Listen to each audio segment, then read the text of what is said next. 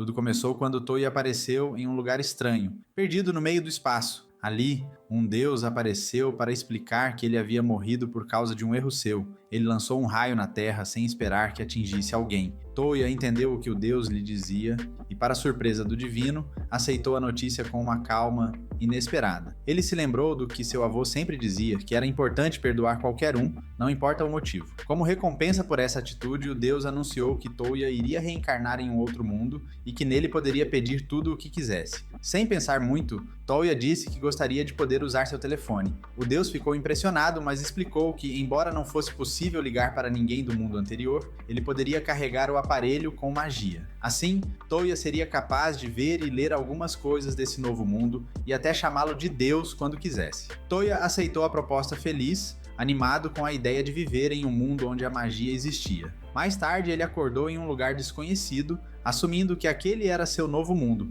Enquanto tentava entender onde estava, seu telefone tocou. Ele atendeu e o deus se mostrou satisfeito que as ligações funcionavam direito. Além disso, explicou que havia atualizado o mapa e o sistema de navegação do telefone para que ficassem sincronizados com o novo mundo, facilitando que Toya soubesse para onde ir. Toya agradeceu e logo saiu caminhando em direção a uma cidade, sem saber muito bem o que fazer. Ele não tinha dinheiro e nem garantia que poderia se comunicar ali. De repente, uma carruagem passou e parou. Um homem desceu apressado perguntando de onde Toya havia conseguido aquela roupa diferente e se poderia vendê-la para ele. Algumas horas depois, eles chegaram à cidade e entraram em um lugar com uma placa que Toya não conseguia ler. O homem mandou os empregados pegarem roupas novas para ele, já que era o dono do local. Surpreso, Toya esperou e logo saiu vestido de forma diferente, carregando várias moedas de ouro que o homem lhe entregou como pagamento. Ele agradeceu e pediu um lugar para ficar. O homem indicou uma pousada chamada Lua de Prata, que ficava perto dali. Seguindo a indicação, Toya foi para a pousada. No caminho, passou por um beco, onde duas garotas conversavam. Elas pareciam estar cumprindo um acordo com dois homens que não queriam pagar direito, oferecendo apenas uma moeda de prata por um chifre de gelo. As garotas se recusaram a aceitar, mas os homens começaram a se aproximar de forma ameaçadora. Então Toya decidiu intervir, dizendo às garotas que poderia comprar o chifre delas por uma moeda de ouro. Elas aceitaram surpresas e Toya jogou uma pedra que quebrou o chifre, incomodando os dois homens. Ele se lembrou que Deus também tinha aumentado sua força física antes de enviá-lo para o novo mundo, para que ele não morresse tão facilmente. Quando os homens o atacaram, Toya reagiu sem dificuldade. Depois ele acompanhou as meninas e lhes deu a moeda de ouro. Elas ficaram espantadas por ele ter pago, mesmo depois de quebrar o chifre. Então se apresentaram como Elze e Lienzi. Toya também se apresentou e contou que estava procurando um lugar chamado Lua de Prata. Para surpresa de Elze, ela morava lá e se ofereceu para levá-lo até a pousada. Pouco depois, Toya conseguiu um quarto e conversou com as meninas, que explicaram o motivo de estarem envolvidas naquele tipo de negócio. Elas não achavam que aquilo era seguro para elas continuarem e sugeriram que ele fosse se registrar na guilda no dia seguinte para tentar uma forma mais segura de ganhar dinheiro. Toya se interessou e perguntou se poderia ir com elas e elas concordaram sem problemas. Naquela noite, Toya descobriu algumas novidades sobre seu mundo antigo. No dia seguinte, se juntou às gêmeas para se inscrever na guilda e começar a olhar as missões. No entanto, ele não conseguiu entender nada, pois não sabia ler a língua local. As meninas notaram isso e ficaram surpresas com a dificuldade dele. Então Toya sugeriu que se juntasse a elas para uma missão que exigia eliminar alguns lobos, e elas aceitaram para ajudá-la a aprender. Ele foi confirmar a missão, mas percebeu que não tinha nenhuma arma. Decidiu então comprar uma katana e pouco depois estava com as meninas em uma floresta, enfrentando vários lobos que derrotaram com facilidade. Toya ficou surpreso ao ver que Lienzi podia usar magia. No fim da missão, depois de recolher os chifres dos lobos, eles voltaram à guilda para entregar a prova e receber o pagamento. Depois foram comer algo. As meninas ficaram impressionadas por Toya ter conseguido acompanhá-las, e ele respondeu que estava aproveitando a chance para aprender. Ele pediu para que elas o ensinassem a ler, pois achava desconfortável não saber. Elas entenderam o problema, e uma delas sugeriu que fosse ela a única a ensinar, já que era melhor nisso. Isso animou ainda mais Toya, que perguntou se poderia aprender magia também. As meninas ficaram surpresas com o pedido e perguntaram se ele já tinha habilidades mágicas, porque usar magia geralmente requer algum talento especial. Toya disse que não sabia muito sobre isso, mas que alguém importante lhe disse que ele podia usar magia, por isso queria aprender. Ele então mostrou uma pequena bolsa de onde tirou alguns cristais mágicos, explicando que eles continham diferentes tipos de magia. Uma das meninas pegou o cristal de água, recitou um feitiço e a água saiu do cristal com uma simples ordem. Ela explicou que para usar magia, quem tiver aptidão pode fazer o cristal liberar energia. Ela também mostrou que apesar de usar o mesmo feitiço, não conseguia fazer água aparecer, pois sua habilidade era outra, a magia de fortificação. A amiga ficou surpresa e disse que queria tentar. Usando o cristal de água, ela conseguiu fazer sair bastante água, deixando as meninas impressionadas. Então decidiram testar os outros cristais. Toya experimentou um por um, descobrindo que tinha aptidão para vários elementos, incluindo luz e escuridão. Assustado, ele perguntou quem ele era para conseguir usar tantos elementos. Uma das meninas se perguntou o mesmo, pois nunca tinha visto alguém que pudesse controlar mais de 4 elementos. Sobre o último cristal, Lenz explicou que era da magia neutra. Esse tipo de magia pode melhorar o corpo, como a irmã dela fazia, ou permitir que alguns viajassem por portais, ideia que chamou imediatamente a atenção de Toya. Quando ouviu aquilo, Lienzi explicou que poderia testar para ver se ele realmente conseguia usar algum tipo de magia neutra. O cristal se acenderia se fosse possível. Então nosso protagonista tentou um feitiço para abrir um portal. De repente, um portal apareceu bem na sua frente, permitindo que ele viajasse até a floresta, onde estiveram algumas horas antes. Isso surpreendeu muito as meninas, porque elas não esperavam que ele conseguisse usar esse tipo de magia especial. Depois de tudo isso, decidiram voltar para aquele lugar. Mas, exatamente nesse momento, uma garçonete apareceu e perguntou se poderia conversar com elas. Ela queria sugerir algo para o cardápio do restaurante, já que as meninas eram viajantes e ela achava que poderiam dar ideias de um prato que vendesse bem. As gêmeas disseram que não tinham nenhuma sugestão, mas a nossa protagonista falou que sorvete seria uma boa opção para aquele lugar. Todos ficaram intrigados, porque ninguém sabia do que ela estava falando. Enquanto conversavam, nosso protagonista pegou seu telefone e mostrou rapidamente para elas algumas imagens de sorvetes. Ele explicou que aquele telefone era um dispositivo mágico especial, algo que não podia ser encontrado em nenhum outro lugar. A partir dali, a história começou a ganhar forma. Ele deu instruções para a garçonete sobre como fazer os sorvetes. Minutos depois, fizeram uma lista dos ingredientes e, com a ajuda de Lin, que usou sua magia de gelo, prepararam o sorvete sem dificuldades. As meninas ficaram encantadas, porque nunca tinham provado algo assim antes. Mesmo assim, ele não conseguia parar de se perguntar quem era realmente nosso protagonista e como ele sabia fazer tantas coisas assim. O aparelho mágico ainda parecia muito estranho para ele, mas nosso protagonista disse que era um segredo. Ele estava agradecido porque, graças àquela habilidade, podia recompensar as meninas pelo que tinham feito por ele. Depois de alguns dias, nosso protagonista chegou com as meninas a uma cidade. Elas aceitaram uma missão para entregar uma carta na capital real e estavam a caminho, planejando passar a noite ali. Entre eles, conversaram sobre a necessidade de encontrar uma pousada quando ouviram gritos e se aproximaram para investigar o que estava acontecendo. Viram uma garota cercada por vários homens. O protagonista ficou surpreso ao notar que ela vestia uma roupa de samurai. Quando os homens começaram a atacá-la, porque ela tinha mandado vários companheiros contra a guarda local, a garota usou técnicas que o protagonista reconheceu como ninjutsu, o que o deixou ainda mais impressionado, né? Ele não esperava ver esse tipo de arte marcial naquele mundo. A menina começou a enfraquecer depois de tanto lutar, então nosso protagonista interveio usando sua magia de areia para cegar os agressores. Isso permitiu que as gêmeas atacassem rapidamente, conseguindo derrotar todos que estavam incomodando a garota. Ele sugeriu que saíssem dali e, pegando a menina, correram para longe. Minutos depois, estavam em um beco. A garota se apresentou como Jai, explicando que era do interior e tinha costumes que lembravam bastante o Japão, o que surpreendeu nosso protagonista. Vendo que Ai estava com fome, decidiram ir comer juntos. Lá descobriram que viajava pelo mundo para aperfeiçoar suas técnicas de combate. Ela contou que planejava ir para a capital real para testar o nível que tinha alcançado,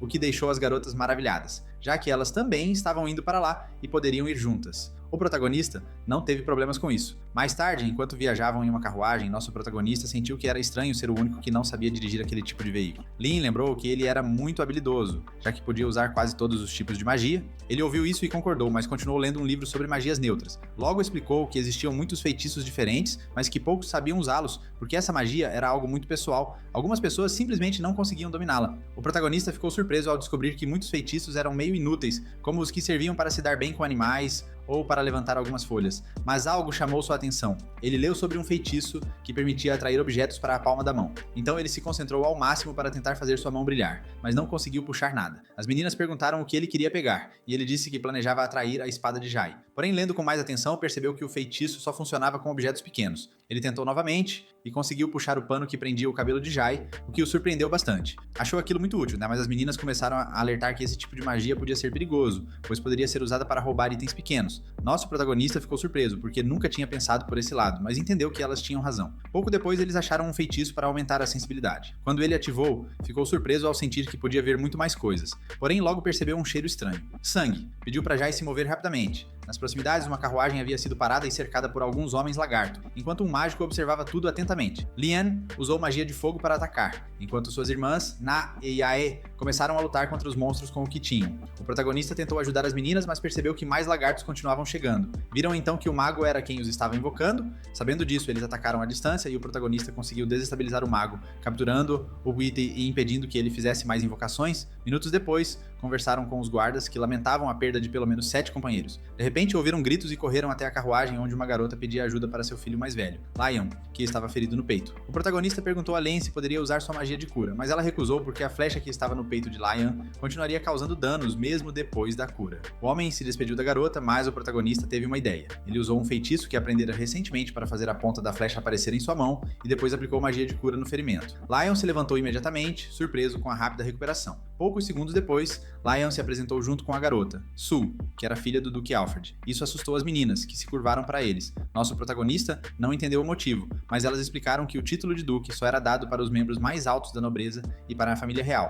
Então assumiram que Alfred era irmão do rei, o que deixou o protagonista ainda mais surpreso. Ele estava diante da sobrinha do rei, mas Sue pediu para que não fossem tão formais, lembrando que as meninas também as tinham salvado daquele ataque. O protagonista explicou que, segundo as informações do mago, ele havia sido contratado para eliminar todos naquela carruagem. Leon comentou que não tinham guardas suficientes e que continuar assim seria perigoso. Com essa situação em mente, ele decide perguntar se elas poderiam acompanhá-los até a capital real. Além disso, oferece pagamento pelo serviço e garante que estariam mais protegidas, já que são de alto nível. As meninas aceitam sem hesitar e a protagonista também não vê problema algum, afinal, elas seguirão para a capital real de qualquer jeito. Algumas horas depois, todos chegam ao destino. Ao entrar no castelo, nosso protagonista fica impressionado com o luxo e a grandiosidade do lugar. Alfred recebe a filha com alegria e trata a nossa protagonista com muito respeito, reconhecendo que eles são os aventureiros que salvaram sua filha. Embora nosso protagonista tente minimizar dizendo que apenas fizeram o que qualquer um faria, logo eles se reúnem para tomar uma bebida. Ele explica ao Duque que vieram em uma missão da guilda, o que surpreende Alfred porque sem a intervenção deles provavelmente teria sido usada a filha dele como forma de ameaça.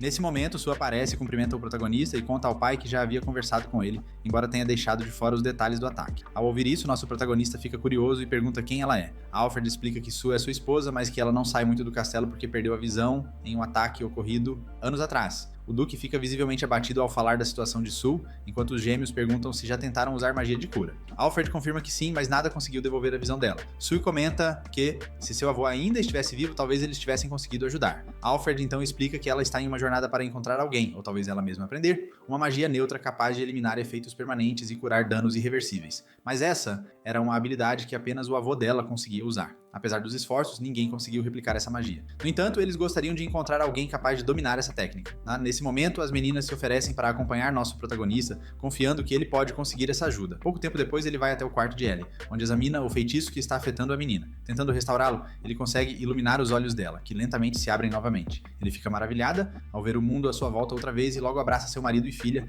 enchendo todos de lágrimas de alegria e emoção. Minutos depois, Alfred decide recompensar o protagonista pelo que fizeram, entregando-lhe 40 moedas de platina, o que o surpreende muito, já que esse valor equivaleria a mais de 40 milhões de ienes. O Duque garante que é justo pelo que ele conquistou e ainda presenteia o grupo com 4 medalhas da família real. Com essas medalhas, como aventureiros, eles poderiam ir a qualquer lugar e ter acesso a locais reservados apenas para a realeza. Após algumas horas, nosso protagonista e seus companheiros se despedem do castelo. Ele pergunta a Yue quais são seus planos a partir dali, já que eles pretendem voltar para a cidade natal. Ele admite que, após refletir, decidiu ficar com ela, pois percebeu como ela é gentil e acredita que, ao seu lado, ela poderá aprender muito mais e se desenvolver em seu treinamento. Yue fica surpresa com a decisão, mas as outras garotas se animam, pois assim o grupo fica maior e eles poderão aceitar missões mais difíceis. Deixando o castelo, eles caminham pela capital, quando o protagonista nota uma garota assustada. Ele se aproxima e pergunta se ela está bem. A menina diz que se perdeu e não sabe onde encontrar seus colegas de classe. Ele promete ajudá-la usando seu sistema de navegação. No fim, a garota se reúne com a irmã e o protagonista sugere às meninas que façam compras. Elas concordam em se separar para facilitar e depois de 2 horas se reencontram. Ele é o último a chegar e mostra a todos sua nova capa,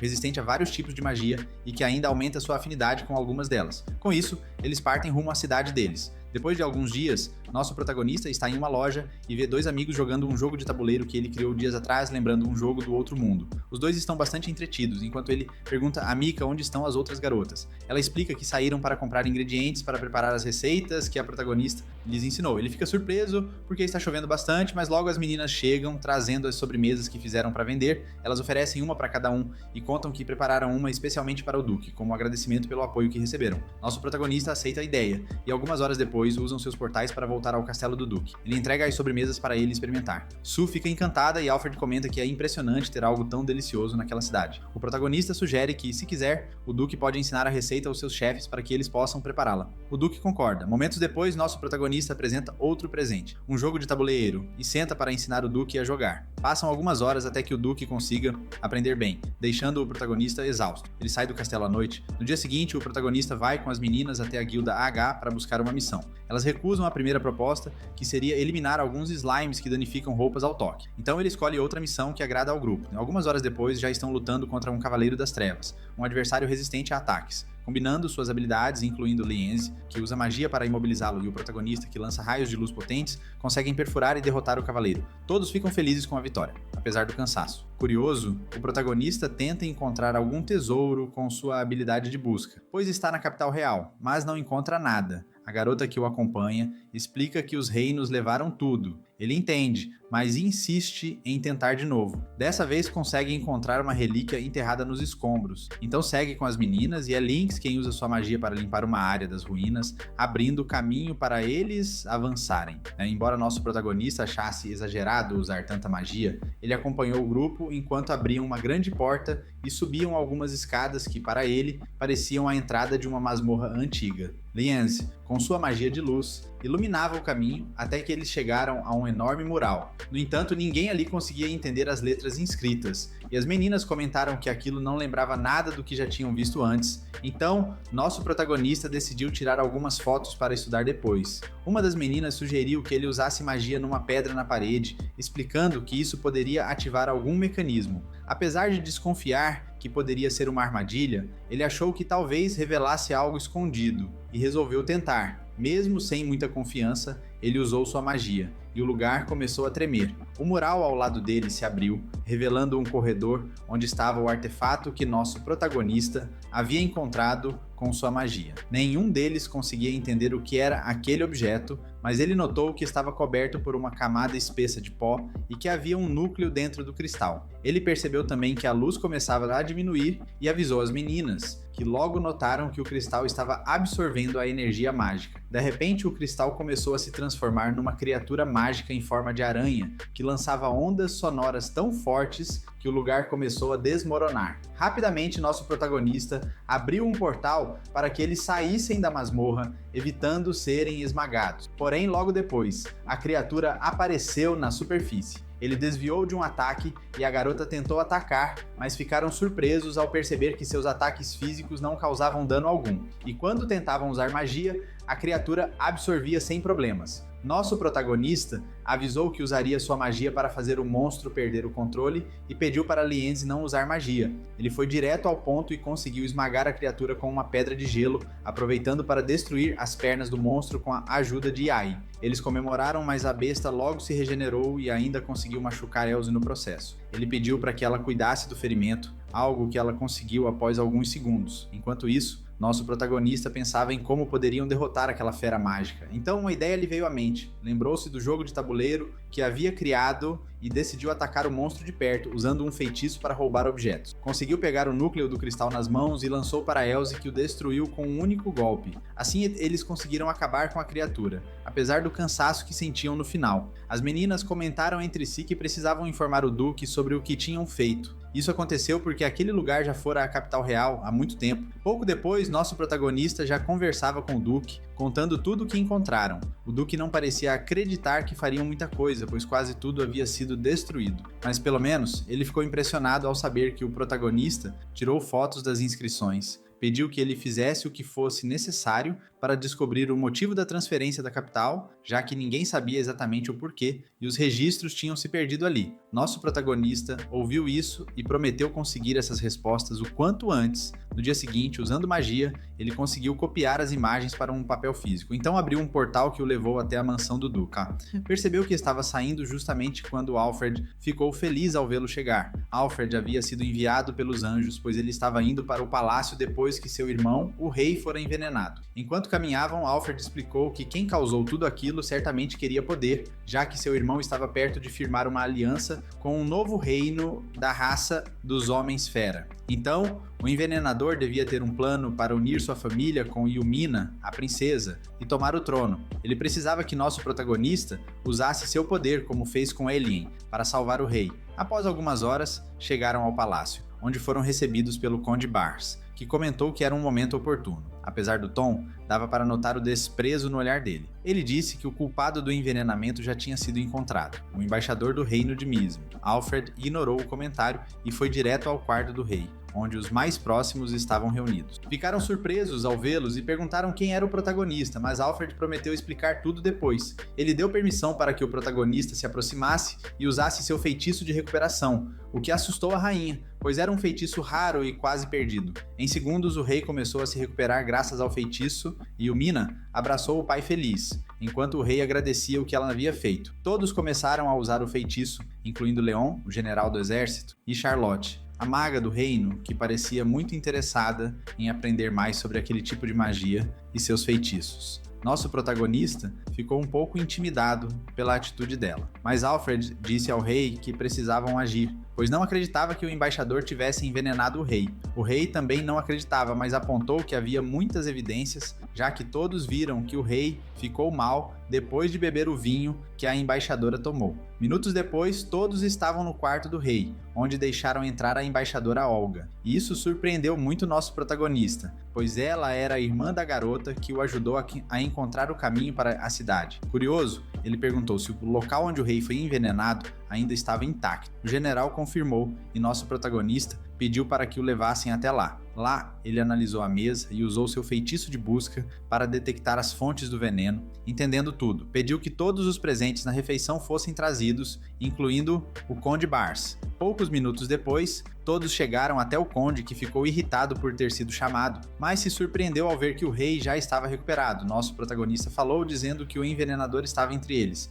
Ele explicou que, segundo todos, o rei foi envenenado depois de beber o vinho, o que confirmaram. Bars afirmou que o culpado era o embaixador, porque ela teria dado o vinho ao rei. Mas nosso protagonista revelou que trouxe outra garrafa daquele vinho, que não tinha veneno algum.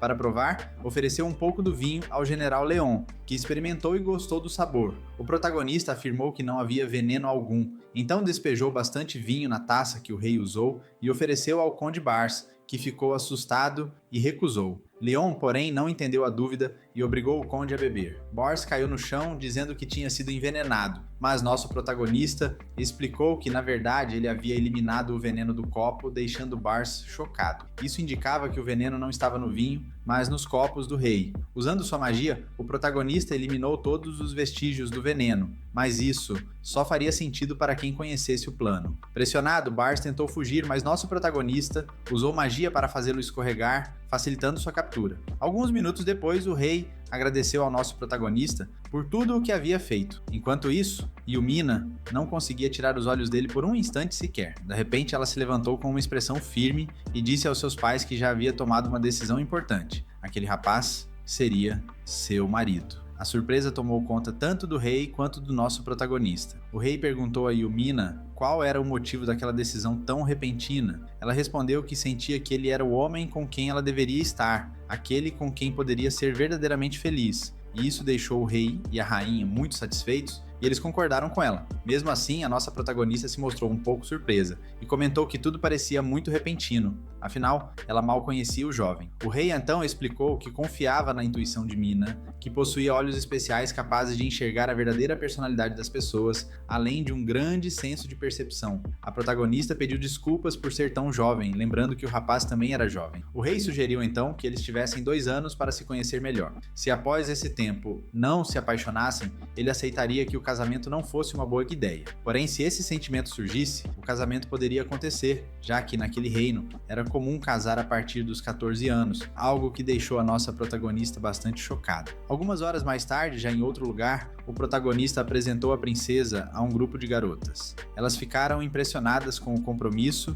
que o Mina assumia. Mas a princesa disse que queria se aproximar delas para conhecê-las melhor, e também para que o protagonista tivesse essa oportunidade. Ele podia fazer isso porque seu pai havia dado permissão, e ainda queria se inscrever na guilda dos aventureiros, o que deixou todos os presentes surpresos, já que era algo muito arriscado para uma princesa. Pouco depois, eles conseguiram a primeira missão, e o Mina estava mais animada do que nunca, pois havia se dedicado muito aos estudos para isso. Ela usou sua magia negra para invocar uma matilha de lobos que enviou para rastrear os gorilas gigantes, surpreendendo o protagonista, que não esperava que ela utilizasse esse tipo de magia. Logo em seguida, vários gorilas gigantes apareceram e avançaram contra eles. Cada um do grupo usou suas habilidades especiais. Yae e o protagonista foram lançados ao ataque físico, enquanto ele apoiava com magia. Yumina e Leence conseguiram derrotar os monstros e a garota parabenizou a princesa pela luta. Porém, o protagonista ficou um pouco preocupado com o número crescente de garotas no grupo, temendo que elas não percebessem como os outros membros da guilda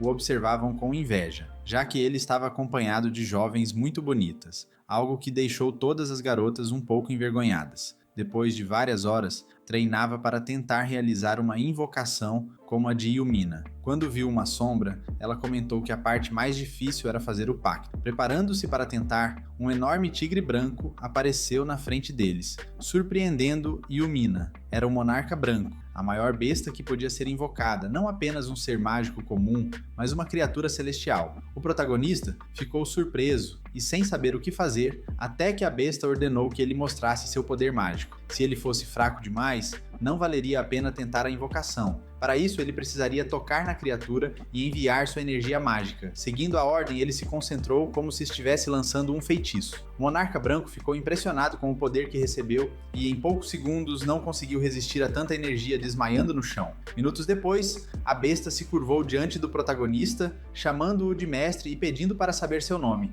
Após pensar um pouco, ele escolheu o nome Kohaku, que a besta aceitou. Kohaku pediu para acompanhá-lo em todos os momentos, mas o protagonista hesitou, preocupado que isso pudesse chamar muita atenção. Então, Kohaku mudou sua forma para uma aparência menor, que o protagonista entendeu ser mais fácil de carregar. As meninas adoraram a forma que Kohaku assumiu, um gato que só pedia ajuda ao protagonista na frente de todas. Dias depois, o grupo partiu para cumprir uma nova missão. O protagonista percebeu que as garotas pareciam desapontadas e tristes. Quando perguntou o motivo, elas confessaram que não esperavam que a missão de investigar alguns monstros envolvesse ir até o castelo dos Slimes, criaturas viscosas que podem derreter roupas com seu líquido. O protagonista tentou tranquilizá-las dizendo que não via problema, pois a missão era para proteger as pessoas que moravam perto daquele lugar. Eles deveriam recolher todas as informações necessárias. Uma das garotas desconfiava que ele tinha outras intenções, mas eles continuaram a caminho. Ao chegarem ao castelo, o protagonista entrou e avisou que não havia perigo imediato. Porém, ao entrarem,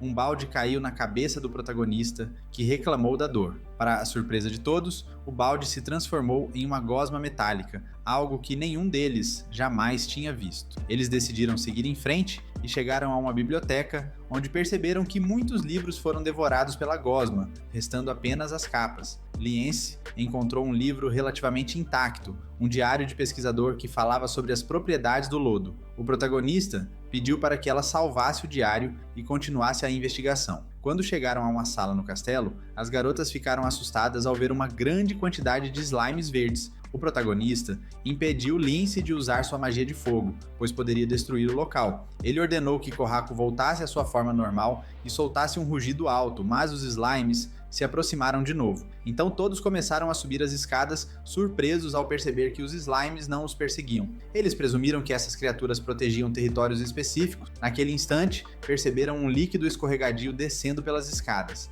Lince, que via um pouco de lodo subindo, comentou que, segundo o diário, esses slimes eram experimentos que tinham falhado. De repente, o líquido fez todos escorregarem. Somente o protagonista conseguiu se segurar na escada com a ajuda de Kohaku. As garotas caíram no chão e o slime começou a derreter suas roupas. O protagonista agiu rápido usando um portal para trazê-las de volta para as escadas. Alguns slimes retornaram aos seus lugares, confirmando que apenas defendiam seus territórios. Eles seguiram pelo corredor. Enquanto as meninas falavam entre si, pensando que talvez fosse melhor queimar todo aquele lugar, o protagonista opinou que não achava aquilo tão necessário. No caminho, eles se depararam com outro grupo de slimes. Após vasculharem vários cômodos, finalmente chegaram a uma sala onde encontraram um esqueleto. Pensaram que talvez fosse o pesquisador que tinha feito todos aqueles experimentos que não deram certo. Naquele momento, o protagonista pegou um diário e começou a ler. Nele, o pesquisador estava muito animado, dizendo que tinha conseguido realizar o sonho de toda a humanidade, que agora o mundo lhe seria grato. Mas, bem na hora, vários slimes surgiram na frente deles e começaram a tomar formas mais humanas. As meninas logo entenderam o que estava acontecendo e rapidamente impediram que o protagonista visse tudo aquilo, deixando-o inconsciente. Horas depois, já nos arredores do lugar, com o castelo pegando fogo, o protagonista começou a entender o verdadeiro sonho daquele pesquisador: criar um slime que pudesse copiar a forma das mulheres para tê-las à sua disposição. Era algo estranho e perturbador, mas pelo menos eles conseguiram descobrir por que aquele lugar estava abandonado e cheio de slimes. No dia seguinte, enquanto caminhava com Kohaku, o protagonista viu Yae andando com uma garota que não parava de chorar, pois estava perdida. O protagonista pediu para Kohaku conversar com a menina, e ao ver a fera com forma de gato, a garota ficou muito feliz e disse seu nome. Era o mesmo da mãe dela. Ao ouvir aquilo, o protagonista usou um feitiço de busca, mas não encontrou nada perto dali. Então teve uma ideia. Combinou o feitiço com o sistema de navegação do seu telefone, o que trouxe um resultado positivo. Ele pediu para a garota o acompanhar. Minutos depois, eles encontraram a mãe da menina e explicou que, com aquela combinação mágica no telefone, ele podia localizar qualquer coisa. Impressionada, a mulher pediu ajuda para encontrar o irmão da menina. Mais tarde, enquanto comiam juntos, o protagonista quis saber por que ela queria sua ajuda para achar o irmão, e ela confessou que fazia muito tempo que não viajava e queria saber o que ele estava fazendo. Enquanto a mulher falava sobre o irmão, o protagonista seguiu as características que ela descreveu e disse que o irmão provavelmente estava em um dojo, treinando algo que ajudava a acalmar Yae. Isso fez com que a menina ficasse um pouco mais tranquila, já que o irmão sempre foi dedicado ao treino, e era bom saber que ainda estava ativo. Algumas horas depois, no quarto do protagonista, ele tentou usar um feitiço para aumentar seus sentidos pelo telefone. Ficou surpreso ao descobrir que, com a câmera, podia enxergar através das paredes, porém viu algo desconfortável e preferiu parar por ali. Naquele momento, Lienzi chegou e contou que foi comprar um pergaminho para aprender novos feitiços, pois no castelo ele não podia usar magia por causa do perigo que ela representava. Agora queria encontrar formas diferentes de atacar, mesmo que não conseguisse ler o pergaminho. Como ele não entendia a linguagem antiga em que o pergaminho estava escrito, o protagonista teve uma ideia. Pegou alguns vidros e moedas e, usando magia, criou óculos que permitiam decifrar a escrita antiga. Quando Lienzi usou os óculos, ficou encantada por entender tudo que o pergaminho dizia. Eles logo saíram para testar o feitiço. Depois de alguns minutos, Lienzi tentou usar o novo feitiço, mas não conseguiu executá-lo direito. Gastou toda a sua energia mágica e ficou exausta. O protagonista a levou para descansar. Quando ela se recuperou, ele tentou mais uma vez, pegou a mão dela e usou um feitiço de transferência para recarregar a energia mágica dela, o que surpreendeu Lince. Ele lembrou que esse era um dos ensinamentos de Charlotte. Também explicou que ela devia imaginar o feitiço da água como uma bolha que viaja rápido e explode. Ela entendeu e lançou o feitiço com força, causando uma grande explosão, o que os deixou felizes. Os equipamentos mágicos dela estavam quebrados, então o protagonista disse que ela deveria comprar novos e sugeriu que fossem até a capital real para encontrar boas luvas de reposição. Horas depois, conseguiram o que precisavam. Enquanto o protagonista pensava em embrulhar as luvas, percebeu que Lienzi olhava com entusiasmo para um vestido na loja. Ele a fez experimentar e, embora ela ficasse um pouco envergonhada não achando que o vestido combinava com ela, o protagonista discordou e comprou para ela. Depois, voltaram para encontrar as outras garotas que logo elogiaram o vestido. Foi então que chegou uma carta para Yumina, convocando o protagonista ao palácio. O pai dele queria conceder um título ao protagonista pelo que ele havia conquistado nos últimos dias. Mesmo querendo recusar, ele sabia que teria que ir e apresentar uma justificativa ao rei. Poucos dias depois, o protagonista e a garota chegaram à nova mansão dele. Ao tentar recusar o título, o rei ofereceu aquela mansão como troca pelo título, algo que Yumina acreditava que seu pai já tinha planejado. Eles entraram rapidamente e o protagonista ficou impressionado com o luxo do lugar, embora achasse grande demais para só 5 pessoas morarem ali. As meninas também ficaram surpresas, pois pensavam que ele moraria só com Yumina, mas o protagonista contou que não via problema nenhum em todos morarem ali, já que a casa era bem espaçosa. Yumina ficou um pouco tímida e desconfortável quando o protagonista confessou que gostava de todas elas igualmente. Pouco depois, as 4 meninas se juntaram ao protagonista. Elas conversaram sobre a convivência e concordaram em morar na mansão, desde que ele as tratasse com justiça. O protagonista garantiu que não teria problema com isso. Mas depois foram conhecer os funcionários da casa, que incluíam empregadas, seguranças e até um mordomo chamado Lime. Lime tinha sido servo do rei por muitos anos e era irmão do mordomo de Alfred, o que deixou o protagonista surpreso, pois não esperava que alguém tão renomado estivesse ali. Logo receberam a notícia de que Sue e o duque Alfred viriam visitar. Durante o encontro, falaram sobre o noivado dele com Yumina, o que surpreendeu o duque. Ele lamentou que seu irmão tivesse vencido, já que ele pretendia oferecer a filha em casamento ao protagonista. Isso deixou o protagonista ainda mais surpreso. Alfred prometeu que depois conversariam com calma, pois naquele momento ele só tinha vindo para falar sobre o pacto entre seu reino e o reino de Mismo. Idealmente, os reis deveriam conversar pessoalmente, mas a viagem seria muito perigosa. O protagonista entendeu a situação e pensou em usar seus portais, mesmo que isso significasse que ele mesmo teria que ir até Mism para preparar tudo para o rei. No dia seguinte, o protagonista se encontrou com Garon, um dos líderes do lugar, e com Leon, responsável pelo reino de Elnea. Junto com Olga e Alma, eles seguiram em algumas carruagens, passando o tempo brincando com algumas invenções que o protagonista tinha criado para tornar a viagem mais divertida. Naquela noite, eles decidiram montar acampamento perto da estrada. Nosso protagonista aproveitou o momento para contar uma história, mas uma das meninas fera percebeu algo estranho e avisou o grupo. Todos ficaram atentos, suspeitando que fossem bandidos tentando atacá-los. Então ele usou o celular para buscar bandidos próximos e viu que havia vários pontos ao redor deles. Antes de agir, pediu um momento, pois uma ideia surgiu em sua mente. Selecionando todos os bandidos no mapa, lançou um feitiço que os paralisou no lugar. Com isso, os guardas e soldados conseguiram capturar os inimigos rapidamente. Olga agradeceu muito, mas Leon ficou sem jeito, dizendo que eles só estavam fazendo o trabalho deles. O protagonista ficou surpreso com a atitude do garoto. No dia seguinte, Olga se aproximou dele. Eles chegaram a uma das cidades e o protagonista aproveitou para comprar algumas coisas. Foi quando conheceu Leon, que estava interessado em acessórios. Decidiu ajudá-lo, já que Alma estava com eles. Comprou um artefato para Leon e perguntou o que a irmã dele gostaria de ganhar. A Alma disse que adoraria um broche em forma de flor. O protagonista saiu satisfeito, sentindo que tinha feito a coisa certa ao ajudar Leon a preparar um presente para a irmã. Yumina, no entanto, lembrou que ela também esperava um presente e que se fosse uma aliança, não teria problema algum. Pouco depois, voltaram com os outros e começaram a organizar tudo para continuar a viagem. Enquanto falava, o protagonista sentiu que estavam sendo observados, pensou que podia ser imaginação, mas Kohaku confirmou que também sentiu uma presença estranha, então eles precisavam ficar alertas. Rápido entraram na carruagem e retomaram a jornada. Depois de algumas horas, decidiram acampar perto da cidade, pois não conseguiriam chegar antes do anoitecer. Ao sair da carruagem, o protagonista notou que todos pareciam preocupados. Perguntou o motivo, e os homens fera explicaram que os animais estavam muito assustados, o que era um sinal ruim. Naquele momento, viram um dragão voando pelo céu, algo que deixou Olga surpresa, pois se dizia que dragões viviam em lugares sagrados e nunca saíam dali. Usando o celular, o protagonista descobriu que o dragão estava indo na direção da cidade para onde eles se dirigiam, o que fez o grupo se apressar para chegar lá. Quando chegaram, viram parte da cidade em chamas e o dragão atacando. Garun ordenou que salvassem os civis enquanto o protagonista atacava o dragão com um tiro de luz. O dragão desviou e começou a persegui-lo. O protagonista usou Kohaku para correr em alta velocidade, pegando Lienzi pelo caminho.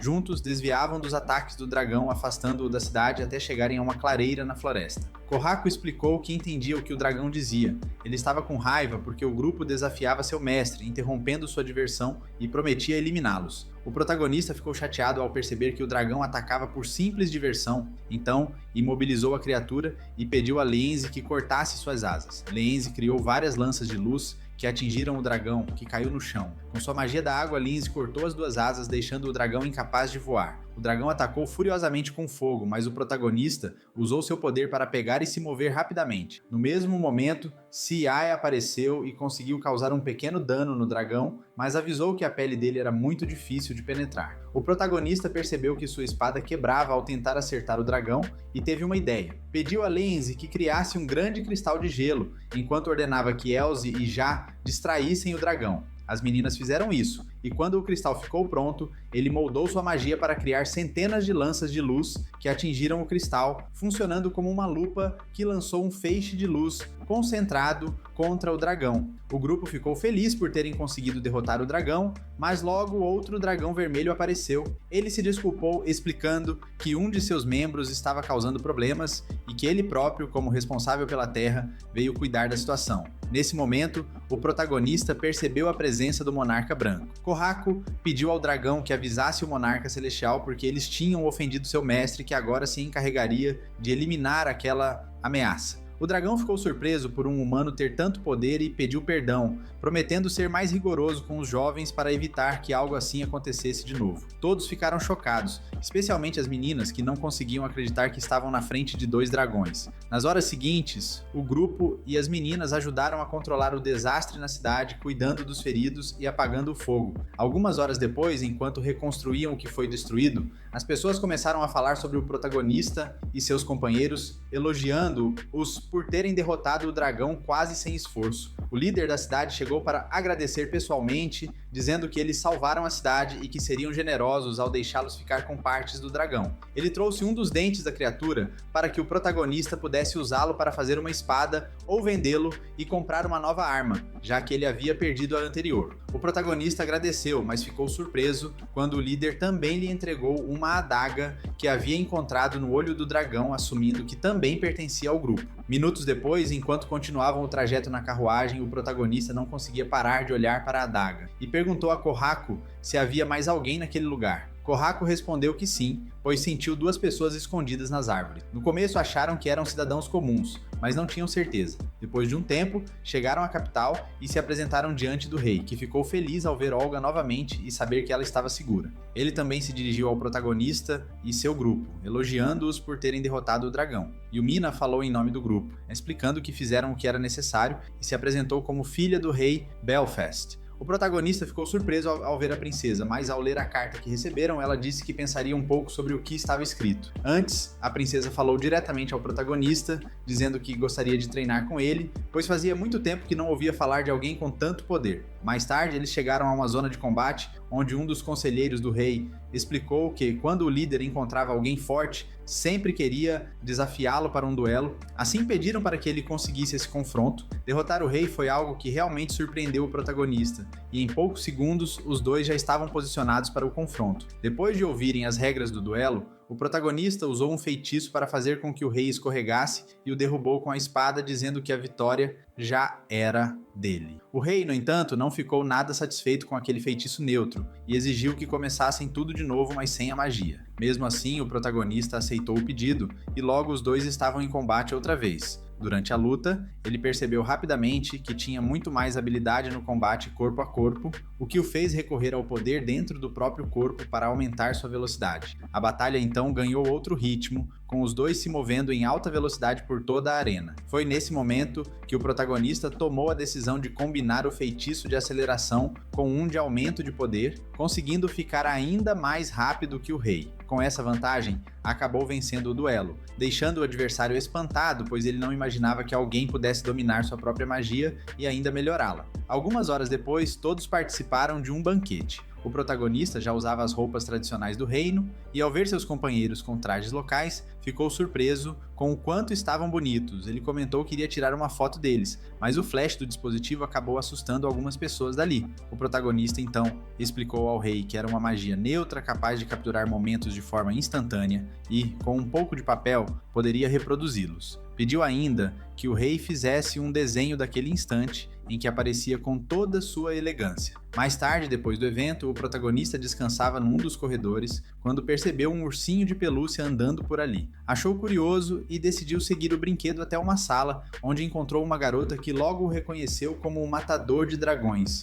Ela se apresentou como magra e contou que era uma Had e com mais de 600 anos, o que deixou o protagonista bastante impressionado. Quis saber como o urso conseguia se mover e ela explicou que era seu neutro, uma magia com a qual podia programar objetos inanimados para realizarem ações. Para demonstrar, usou uma cadeira que avançava sozinha quando alguém se sentava. Isso chamou a atenção do protagonista, que perguntou se poderia dar uma ordem para ela voar. Ela respondeu que apenas comandos simples eram obedecidos. Mesmo assim, ele tentou dar uma ordem à cadeira e conseguiu, o que deixou Lynn surpresa. Ela quis saber como ele tinha compreendido aquilo tão rápido, já que era um tipo de magia completa. Quando perguntou quais tipos de magia ele dominava, o protagonista respondeu que podia usar todos os elementos. Lynn não se espantou, mas disse que ficaria feliz em ser professora dele. Se ele precisasse, poderia procurá-la, que ela o ensinaria muito mais sobre magia. No dia seguinte, o protagonista saiu por um momento e encontrou Lince e Yumina. Eles se afastaram um pouco do castelo e, com a ajuda de Yumina, conseguiram cortar o chifre que ele havia recebido antes. Depois disso, ele usou sua habilidade de modelagem para criar várias peças parecidas com as de um revólver. Em seguida, montou todas elas e, utilizando metal, fabricou as balas. Com magia de programação, deu uma ordem ao revólver: recarregar automaticamente sempre que o usuário dissesse a palavra Reload. Após configurar tudo, o protagonista testou a arma, deixando as garotas impressionadas. Explicou que aquilo seria útil para enfrentar monstros que não podiam ser enfrentados de perto. As meninas gostaram tanto da ideia que quiseram uma arma igual. Então, o protagonista criou mais duas, aproveitou também para fazer melhorias na própria arma, permitindo que ela mudasse de forma conforme o comando dado. Poderia se transformar numa espada para combate corpo a corpo ou voltar a ser um revólver, dependendo da situação. Assim, ele estaria preparado para qualquer imprevisto. Quando terminaram de ajustar as armas, decidiram voltar para a cidade e procurar algo para comer. As meninas sugeriram um lugar famoso que queriam experimentar. Enquanto isso, Kohaku, falando por telepatia com o protagonista, avisou que havia alguém os observando do topo de uma torre. Ouvindo isso, ele pediu que as garotas fossem na frente e também pediu para Kohaku protegê-las. Então usou sua habilidade de aceleração com poder para ir até onde estavam. Os espiões se surpreenderam ao vê-lo ali e usaram magia de luz para escapar. No entanto, o protagonista já tinha localizado onde estavam e os seguiu até um beco. Lá, usou balas de borracha para imobilizá-los e decidiu verificar se estavam armados. Descobriu que se tratava de duas mulheres. Curioso, perguntou o que faziam ali. Elas responderam que eram espias do reino de Belfast e estavam vigiando a princesa para garantir sua segurança. O protagonista ficou impressionado por elas estarem seguindo o grupo de tão longe. As garotas pediram que ele não contasse nada para ninguém, nem mesmo para a princesa, já que trabalhavam nas sombras. Ele prometeu guardar segredo e voltou para junto das meninas, aproveitando a comida, enquanto notava que as duas espiãs continuavam observando de longe. Mais tarde à noite,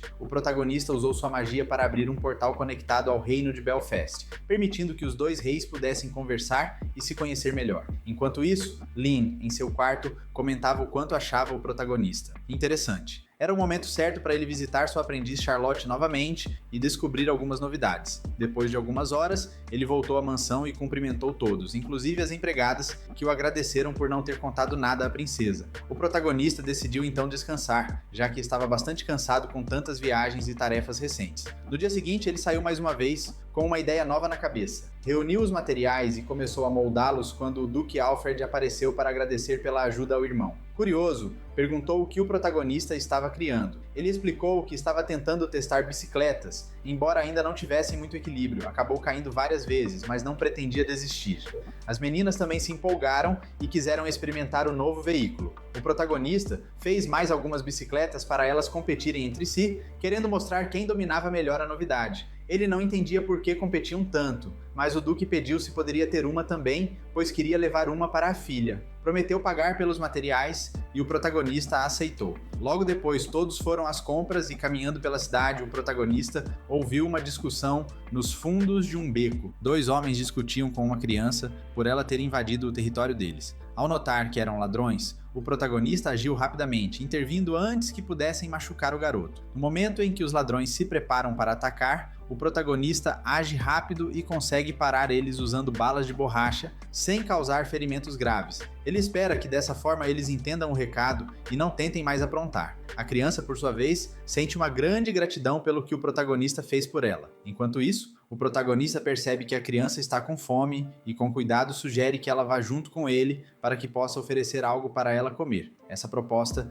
deixa a criança muito animada na hora. Ela saiu correndo e o boné que estava na cabeça caiu, revelando seus cabelos longos, o que deixou nossa protagonista bastante surpresa. Afinal, ela descobriu que, na verdade, aquela pessoa era uma garota. Depois de um instante de silêncio, a jovem se apresentou como Rene. Rene disse que não tinha um lugar fixo para ficar. Explicou que às vezes passava a noite em parques ou em becos. Ela contou que seu pai desapareceu e nunca mais voltou depois de tentar enfrentar uma fera mágica. Sua mãe, por outro lado, morreu logo depois que Rene nasceu, deixando-a completamente sozinha. Ao escutar aquilo, o protagonista permitiu que ela morasse na sua casa e até conseguir um emprego ali. A proposta surpreendeu Rene, que aceitou de bom grado e sem hesitar. Algumas horas depois, Rene já estava vestindo a roupa de empregada, o que a deixou muito animada, pois agora ela se sentia útil e parte de algo. Ela logo foi com o mordomo para aprender suas novas tarefas, enquanto as outras meninas comentavam que ela estava indo muito bem. Porém, o protagonista, que não tinha comprado o material para a bicicleta, que era o motivo original para ter saído. Depois de alguns dias, o protagonista usou seu portal para viajar, acompanhado por Yumina e Sui. Su estava muito animada para conhecer a cidade. Enquanto caminhavam, viram Alma se aproximando, então a chamaram. Ela ficou muito feliz em rever o grupo. Durante a conversa, todos notaram que a irmã de Alma passou por perto com Leon. O protagonista e uma das garotas espiaram, sabendo que eles estavam em um encontro. Alma decidiu segui-los, o que deixou Su animada e ela também o seguiu. Então todos o seguiram até um restaurante. De longe eles continuaram observando, mas as garotas queriam saber mais, então o protagonista usou o celular para ativar um sensor que permitia escutar o que Leon e Olga estavam dizendo. Leon explicou que, graças às conexões no reino, eles poderiam se encontrar com mais frequência, o que deixou Olga muito feliz. Quando saíram do restaurante, Alma planejava cumprimentar a irmã, mas no caminho foi empurrada por um homem, o que a fez cair. E ficou surpreso ao ver que o homem era o rei, que tinha o mesmo nome. Minutos depois, enquanto continuavam observando o casal, o protagonista explicou ao rei o que estavam fazendo. O rei comentou que gostava de passear pela cidade de vez em quando, apesar de estar desapontado com a timidez de Leon. Nesse momento, perto deles, alguns homens começaram a intimidar um vendedor. Isso fez Leon ganhar coragem e enfrentar os agressores. Os homens ficaram irritados, pois ele queria se mostrar como o salvador, e o cercaram armados. O protagonista e o rei intervieram para ajudar Leon, mas usaram máscaras para não serem reconhecidos. Eles derrotaram os inimigos com facilidade. Leon reconheceu o protagonista, já que ele usava uma roupa familiar e tinha uma voz que lembrava Toya. Olga, por sua vez, reconheceu facilmente o rei, que usou sua habilidade para desaparecer. O protagonista planejou fazer o mesmo, mas Leon o impediu, querendo fazer algumas perguntas. O protagonista disse que tudo era culpa dele, por não ter sentimentos por Olga. Leon, porém, ficou chateado e explicou que gostava muito dela, queria algo sério, mas respeitava seus sentimentos e não sabia o que ela realmente sentia. O protagonista riu e se dirigiu a Olga, agora sabendo das intenções de Leon. Ele ficou envergonhado e virou-se, mas ficou surpreso quando Olga agradeceu por ter sido notada e até perguntou se ela gostaria de sair com ele como um casal. Ela aceitou e todos ao redor parabenizaram o casal. Depois de várias horas, o grupo voltou para a mansão. O protagonista ficou surpreso ao ver um ursinho de pelúcia e notou que Lynn e Charlotte estavam lá, esperando por ele. Ele explicou a Yumina que Lynn era uma Adá antiga, que decidiu mostrar suas asas para que eles pudessem ver. Minutos depois, enquanto comiam, o protagonista perguntou por que Lynn estava visitando. Ela confessou que veio investigar algumas coisas sobre bestas mágicas e também porque descobriu que ele havia derrotado uma recentemente. Lynn contou que algum tempo atrás, um mensageiro chegou à sua cidade avisando sobre uma rachadura no céu. Curiosa, ela foi investigar, mas ao chegar ao local encontrou apenas destruição e fogo. Uma fera enorme tinha causado todo aquele estrago. Ela mostrou uma representação da criatura que surpreendeu o protagonista, pois se parecia com uma que ele tinha derrotado. Lynn explicou que havia uma lenda sobre os Frasers, demônios translúcidos que quase destruíram toda a vida na Terra. Se aqueles eram os monstros que estavam atacando, então eles deveriam conseguir derrotá-los. Por isso que ele tinha vindo até ali, já que Charlotte havia lhe contado que ele podia usar vários tipos de magia neutra. Nosso protagonista confirmava isso, mesmo sem entender muito bem o motivo de tanto interesse. Foi aí que Lynn explicou que queria que ele a levasse até Assassin por meio de seus portais. Ele contou que ela só poderia viajar para lugares que já conhecia. Lian respondeu que existia um feitiço chamado Ricard, que permite ler os pensamentos de alguém, e assim, combinando as magias, ela poderia viajar para algum lugar conhecido pela pessoa cujo pensamento estivesse lendo. Além disso, pediu para Jay ajudá-la com tudo isso. Isso colocou nosso protagonista frente a frente com Jay. Ele então pediu para a garota se concentrar em sua cidade natal e em seguida pediu para nosso protagonista usar o feitiço.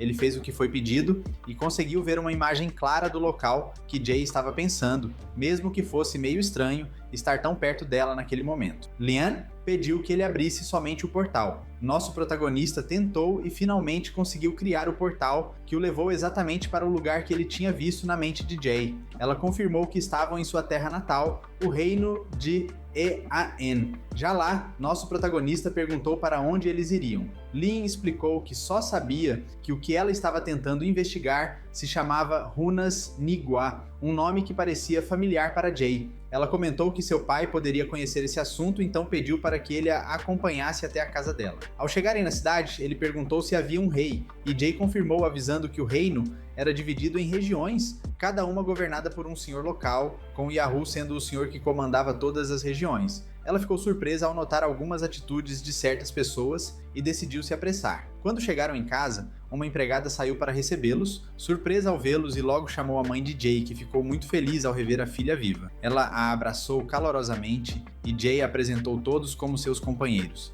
Depois perguntou pela saúde do pai e do irmão, mas a mãe, com uma expressão preocupada, contou que eles tinham ido para a batalha ao lado do Lord Leash, já que os Taeda vinham avançando constantemente há anos. O pai de Jay decidiu defender uma das fortalezas para proteger o território.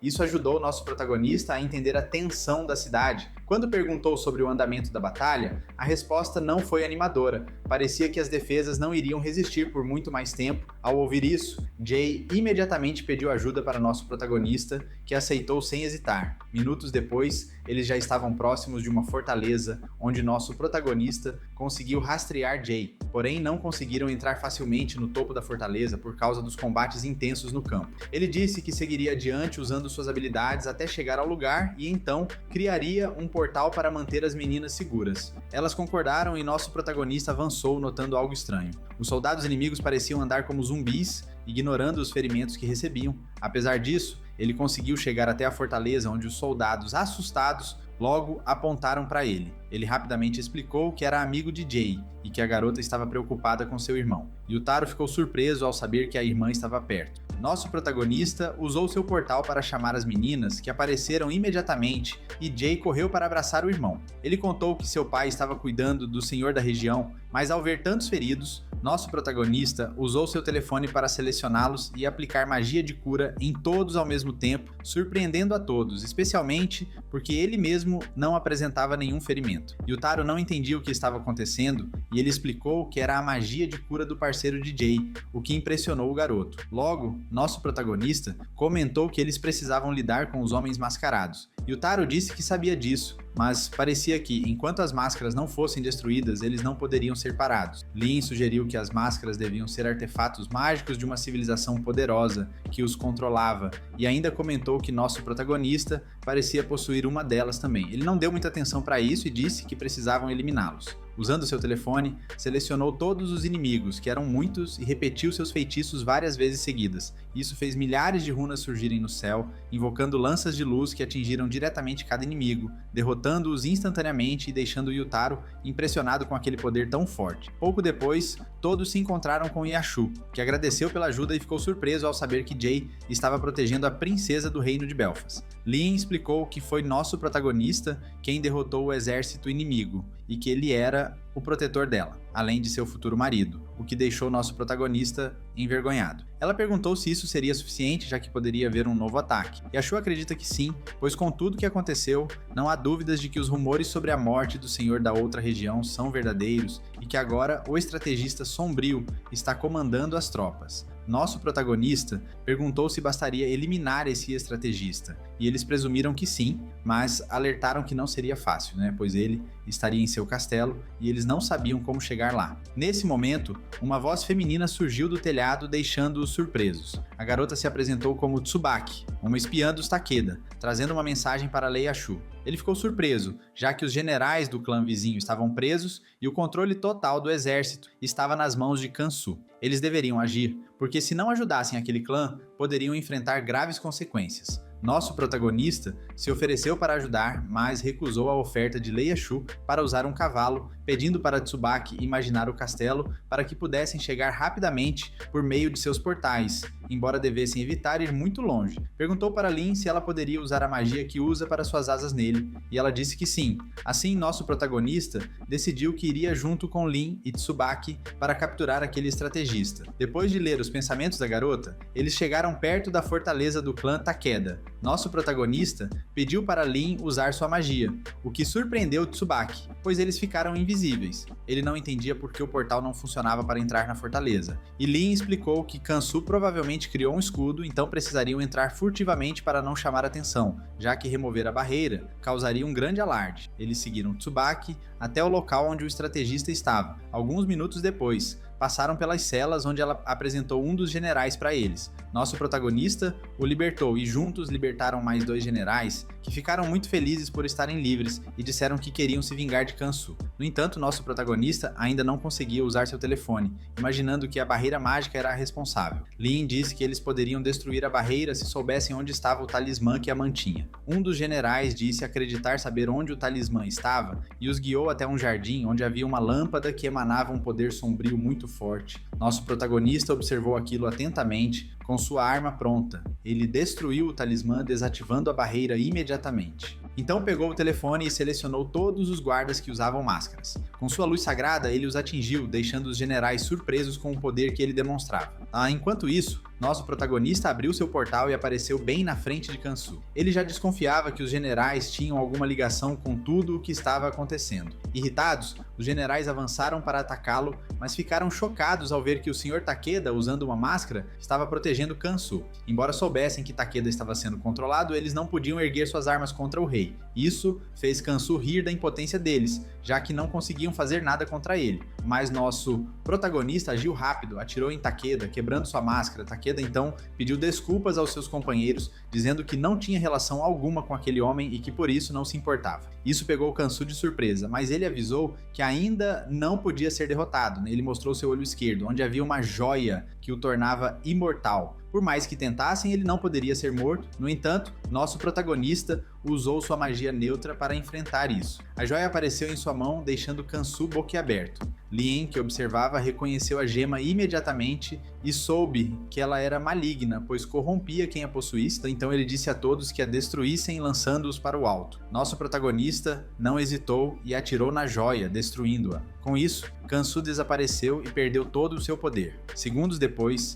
Takeda recuperou a consciência e todos ficaram felizes, sabendo que finalmente o sofrimento e a guerra tinham chegado ao fim. Quando Takeda voltou com Jay, todos parabenizaram nosso protagonista, porque ele conseguiu impedir uma guerra apenas por suas ações. Mais tarde, enquanto conversava com o pai de Jay, ele ouviu falar das ruínas que ficavam no fundo do mar, mas também de uma ilha próxima. Então, usando sua magia, criou um portal baseado na memória do homem, chegando até a ilha e deixando as meninas impressionadas com a beleza do lugar. Já na ilha, nosso protagonista usou o telefone para tentar localizar as ruínas, mas descobriu que elas estavam submersas e não sabia como alcançá-las. Clara disse que sabia o caminho, enquanto as meninas comentaram que teria sido bom ter trazido roupas de banho para aproveitar um dia na praia. Nosso protagonista lembrou que o objetivo da viagem não era relaxar, mas Lin respondeu que não havia problema em se divertir um pouco